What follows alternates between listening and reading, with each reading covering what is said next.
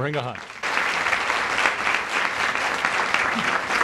If you don't remember anything else, please remember these three words, because everything that I've tried to tackle throughout my entire history and career and work in the arts, I've tried to adapt these three words to whatever situation I'm in.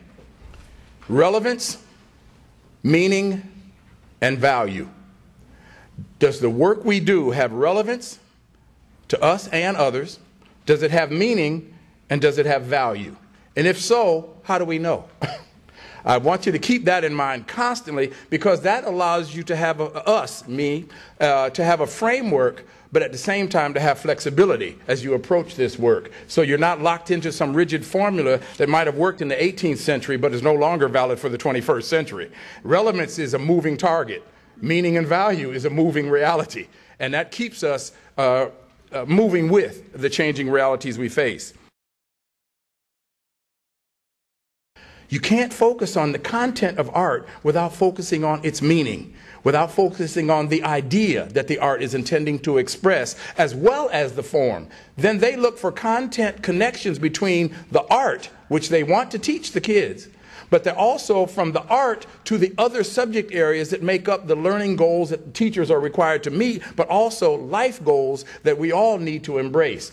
They get this content to content in arts education just by the way they work if they try to implement arts integration. We need to get it as we go about the day-to-day work of trying to make the art relevant, meaningful, and valued in our communities. Content to content. What's the content of the art you're providing for your community, and what's the content that our community is looking for to give value and meaning to their lives?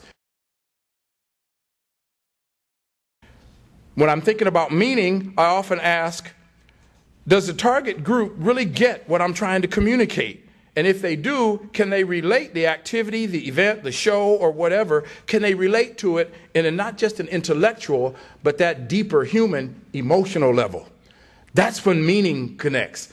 You know, when you're watching anything from a stage play to hearing a piece of music, and all of a sudden that tear comes down your face and you aren't sure exactly why, it's beyond relevance then, it's gotten to meaning.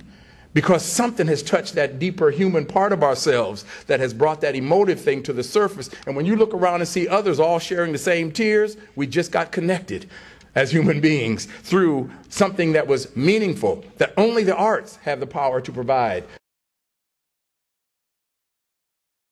So when we're talking about tough times, get more resourceful in the connections we make with people in our communities. Engage them in deeper levels of communication. It isn't just about getting them to come and, be an audience member or attend an exhibit, but help shape that exhibit. Help connect that exhibit to a community to which they're connected maybe better than some of us may be. If you think of people as our ultimate resource, but also our ultimate purpose, we can achieve a lot more than if we just keep thinking about difficulty being grounded in, it's all about the money. Be creative in looking for ways to be creative. That's what I would also like to ask and spark each one of us to do. Don't be limited to the ways that keep us in our comfort zones, because we may be practicing the arts or trying to engage people in the arts in ways that no longer fit the 21st century, when young people are using YouTube to create artistic films.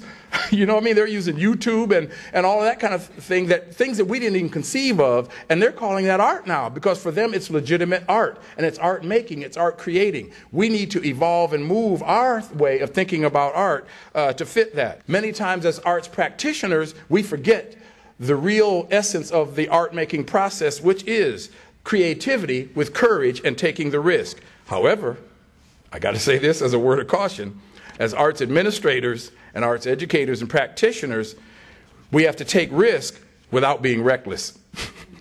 Take the risk, but not to the point of recklessness, because that can be irresponsible to those whose art, who we can make an impact on with our art and with our work. So risk, courage, creativity go together, but not with recklessness, please. And so I brought international artists, British-based artists, artists from America, and artists right from inside the local community who didn't have a place to express their art. And we found out that there were audiences for the art that the British mainstream arts community said didn't exist. We were literally packing the house to run a regular basis. talk to the people and listen to the people.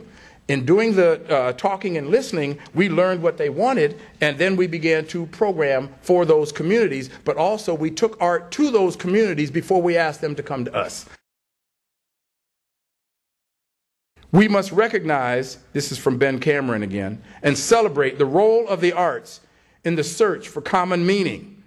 And we must reassert what it means to be humane rather than merely human. Do you get that? We must reassert through arts what it means to be humane rather than merely human.